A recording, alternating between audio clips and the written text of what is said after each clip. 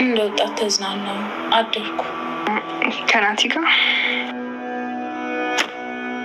ገዜ እኔን በጥፊ መታኸኝ። ገና ወለውልሻለሁ። አንተ ምን አጠፋ? እኔ ነኝ ጥፋተኛ። አንቺ እኮ ባለትዳር ነሽ። ባለትዳር አትበለኝ።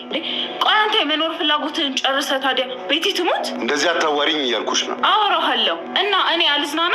ባለትዳር ሆነሽ ውጭ ማደሬ ትክክል ነው ብለሽ ስትከራከሪኝ ነው? አዎ ልክ ነው።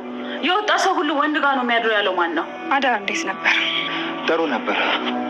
ልጅሽ እንዴት ናት? ደህና ናት። እንደዚህ አይነት ሰው ግን አትመስኝም ነበር። እኔ ልጅ ስላለኝ አንተ ከአባት ሚስት ጋር አደርክ አይደል? ተውት፣ ዝም በይ። ለምን ዝም እላለሁ? ለምንድን ነው ንግግር የሚረብሽህ? አንተ ልክ አይደለ እንዴ? ዋሽተሽኛል። በጣም ብዙ ነገር ዋሽተሽኛል። ስለ እናቴ ዋሸሽኝ፣ ስለ ልጅሽ ዋሸሽኝ። ደግ አደረግኩ። እሳይ ጥሩ አደረግኩ። ትንሽ ጸጸት እንኳን አይሰማሽም እንዴ? ጨዋታዬን መቀማት አይሆንብህም? ለማንኛውም ተወኝ እሺ። ቆይ በዚህ አይነት ሁኔታ የምንዛለቅ ይመስላል?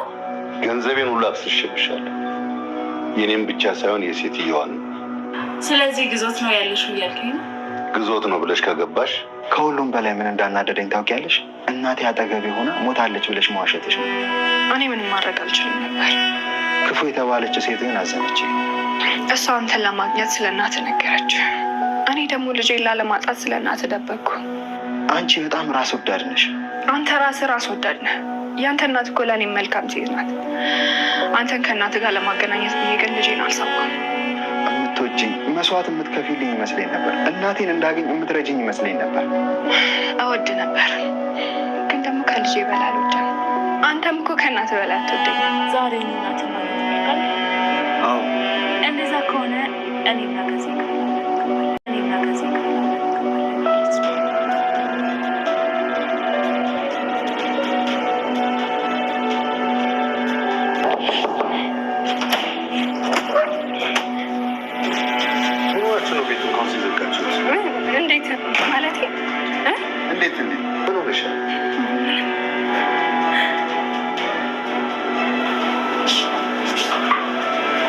ገዛኸኝ ከዚህ በፊት እንግዲህ ቤቲን አስጠንቅቋት ነበር ማለት ነው። ምክንያቱም አርፈሽ የማትቀመጭ ከሆነ እንዲሁም ደግሞ እኔ ከምፈልጋቸው ነገሮች ስህተት ሰርተሽ ባገኝ ግንባርሽን ብዬ እገልሻለሁ በማለት እንግዲህ ሲናገራት ነበር ማለት ነው። ምክንያቱም ከዚህ በፊት በብዙ ነገሮች ሲጠረጠራት ነበር። አንደኛ በአንቺ ላይ እኔ እምነቴን ጥያለሁ፣ ስለዚህ ከእምነቴ ወደ ጎን ብትይ እንኳን አልምርሽም በማለት እንግዲህ ሲያስፈራራት ነበረ። ከዚህ በፊት እንግዲህ የአለምዬን ንብረት አጠቃላይ በማን ስም በቤቲ ስም አድርጎላታል ማለት ነው። እና እያንዳንዱ ሁሉን ነገር በስምሽ አድርጌልሻለሁ አምኜሽ ነው፣ ስለዚህ አንቺ ግን የሆነ ነገር ለማድረግ እንዳትወስኝ በማለት እንግዲህ ሲያስጠነቅቃት ነበር። እንዲሁም ደግሞ ያው ከናቲ ጋር ያለው ሁኔታ እሱ ደስ አላለውም ነበር ማለት ነው። ቤቲና ናቲ የሆነ ነገር የጀመሩ እስከሚመስለው ድረስ ማለት ነው። ምንድን ነው ቤት ውስጥ የተፈጠረው እያለ እንደውም ለትሁት ሲጠይቃት ነበር አቶ ገዛኸኝ ማለት ነው። አሁን ላይ እንግዲህ ቤቲ ያው ናቲን እንዴት አድርጌ አጥምጄ ለራሴ ማድረግ እችላለሁ፣ እንዴትስ ትሁትን ከሚወዳት ከሚያፈቅራት ውስጥ አውጥቼ ለራሴ ማድረግ እችላለሁ ያለችውን ምርጫ ነገር አድርጋለች ማለት ነው። ትሁትም እንግዲህ ለናቴ አንድ ውለታ ዋይለት፣ በቃ እሱ እናቱን ነው የሚፈልገው፣ እናቱን ደግሞ አንቺ መስጠት ትችያለች፣ ስለዚህ ያንን ነገር ካደረግሽለት ነበር ደግሞ አንቺን ይቀርብሻል በሚል እንግዲህ ትሁትም ተናግራ ነበረ።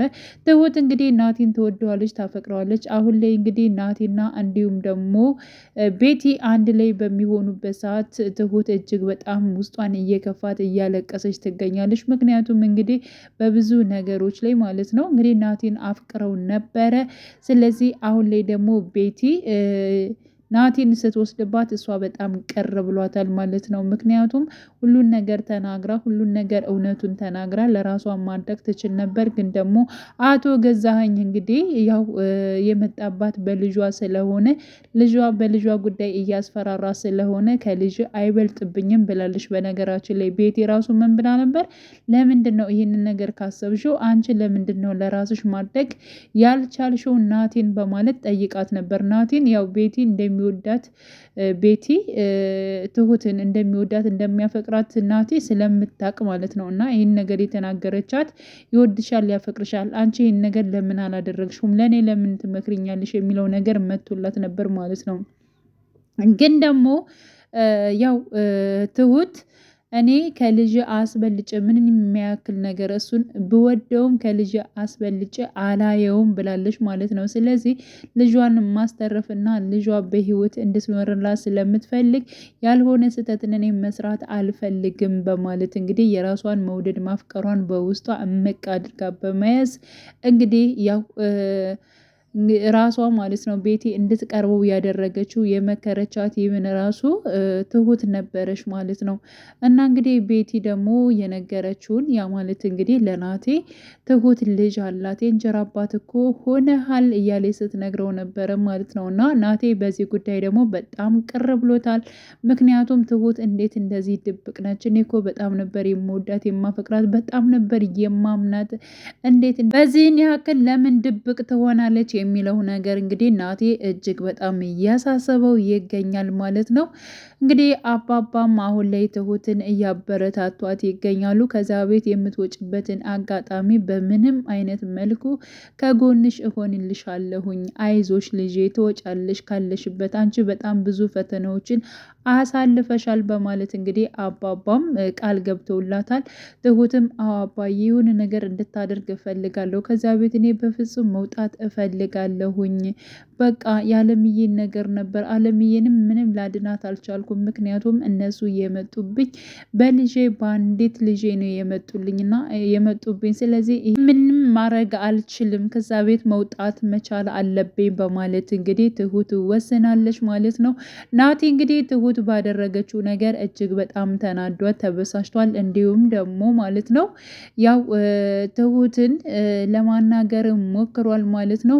ግን ለምንድን ነው እኔ እኮ በዚህ ያክል ነገር እኔ አንቺን አልጠብቅሽም ነበር፣ በጣም ደግና ትሁት እንደሆንሽ ነበር የማቀው፣ ግን ደግሞ ክፉ ሴት ነች ያልኳት ደግሞ እሷ መልካም ሆና ተገኘች፣ ይልክ ለምን መደበቅ አስፈለገ በማለት እንግዲህ ናቲ ጠይቋት ነበር ትሁትን ማለት ነው። አዎ ልጅ አለኝ ብላለች ማለት ነው። እና አንተን ከምንም በላይ ከልጅ አላስበልጥም፣ ልጅን ነው የማስበልጠው፣ አንተን ብትሆን ደግሞ ከእናትህ አታስበልጠኝም ብለዋለች ማለት ነው። ስለዚህ ከአለምዬ እሱም በእርግጥ አያስበልጣትም፣ ትሁትም ደግሞ ከልጅ አስበልጬ አንተን አልወድህም ብለዋለች ማለት ነው። ልጅን ነው የማስቀድመው ብላ በግልጽ ተናግራለች ማለት ነው። ያው እንግዲህ እናቴ አሁንም ቢሆን እንደዚህ እየተናገረች ለምንድን ነው ይቅርታ ማጠይቄ በማለት እንግዲህ ትሁትን ተናግሯት ነበረ። እኔ ምንም አይነት ጥፋት አላጠፋሁም፣ ይቅርታ አልጠይቅም፣ ልጄን ደግሞ አላፍርባትም፣ እኮራባት አለው እንጂ አላፍርባትም። ስለዚህ አንተ ነገሮቹ ገብቶ ሁሉን አንተ ይቅርታ ትጠይቀኛለህ። ደግሞ አለምዬ በጣም ጥሩ ነች፣ እኔም ጥሩ እንደሆንኩኝ እሷ ራሱ ታውቃለች ብላ ስለ ናቲ እናት ስለ አለምዬም ተናግራለች ማለት ነው። እና አንድ ቀን ሲገባህ እውነቱን ስታቅ መተህ ይቅርታ እንደምጠይቀኝ አውቃለሁ፣ ግን ደግሞ ጊዜው ይዘገያል ብላለች ማለት ነው። ያ ማለት እንግዲህ ላይገናኙ በፍቅር ላይገናኙ ይችላሉ ማለት ነው። እና ናቲ ወዲያውኑ ነበር ዘወር ያለው። ቡና ፈልቷል ብትለው መጠጣት አይፈልግም። አሁን ላይ ወደ ቤት ሲመጣ በፊት እጅግ በጣም ደስ ብሎት ነበረ የትሁትን ምግብ ማለት ነው ሰፍ ብሎ መብላት የሚፈልገው። አሁን ላይ እንግዲህ ቤቲ በነገረችው እንዲሁም ደግሞ ትሁት ማለት ነው ስለ እናቱ በህይወት የለችም ብለዋል ነበረ። በዚያን ጉዳይ እንዲሁም ደግሞ ልጅ አለኝ ባለችው ጉዳይ በተለይ ደግሞ እናት በህይወት የለችም እያለች የለችም እንዴት እንደዚህ ትይኛለች በሚለው ራሱ በጣም ነበር የተናደደው። እኔ ሌላው ምንም አልመሰለኝም፣ ግን ደግሞ እናቴ በህይወት መኖሯን እያወቅሽ እንዴት የለችም ትይኛለሽ የሚለው ነገር በጣም ነው ያናደደው፣ በጣም ነበር ያበሳጨው ማለት ነው። ግን ደግሞ ከጊዜ በኋላ ለሱ ብላ ይህ ሁሉ ነገር እንዳደረገችው ወይንም ደግሞ ለሱ ብላ ይህ ሁሉ ግፍ እንደደረሰባት በልጇ መልኩም በጣም አቶ ገዛኝ እያስፈራራት መሆኑን እንግዲህ ያው ይረዳል ብዬ አስባለሁ። አሁን ላይ እንግዲህ ቤቲ ምን ብለዋለች? ያው ለናቲ ማለት ነው አሁን ላይ ከገዚህ ምኝታ ቤት እንግባና ከዛ በኋላ እናትህ ካለችበት እወስድሃለሁ ብላ ቃል ገብታለታለች ማለት ነው። በስተመጨረሻም እንግዲህ ተያይዘው ከአቶ ገዛኸኝ ክላስ ገብተዋል ቤቲና እንዲሁም ደግሞ ናቲ ማለት ነው። አቶ ገዛኸኝ ደግሞ ከውጭ በመምጣት በሩን አንኳኩቷል። እንዲሁም ደግሞ ትሁት በጣም በመደናገጥና በመፍራት ማለት ነው ክላሱን ከፍታለች። ወደ ቤት ሲገባ ለምንድን ነው ውስጥ የተቆለፈው ቤቱ በማለት እንግዲህ ቀጥታ ወደ ክላሱ እያመራ ነበር። ትሁት ደግሞ በጣም ደንግጣለች። ምን ሊፈጠር ይችላል የሚለውን እንግዲህ አብረን ሁላችንም የምናይ ይሆናል። አቶ ገዛኸኝ እንግዲህ ለቤቲ በጣም ያልሆነ እርምጃ ነው የሚወስደው ማለት ነው። ሁላችንም በጉጉት የምንጠብቀው ይሆናል። ውድ ቻናሌ ቤተሰቦች በያላችሁበት ሰላማችሁ ይብዛልኝ። ለቤቴ አዲስ የሆናችሁ የደውል ምልክቱን በመጫን ቤተሰብ የሆኑ ነባር ቤተሰቦችም ስለምታበረታቱኝ እጅግ በጣም አመሰግናለሁ። መልካም ጊዜ ተመኘውላችሁ።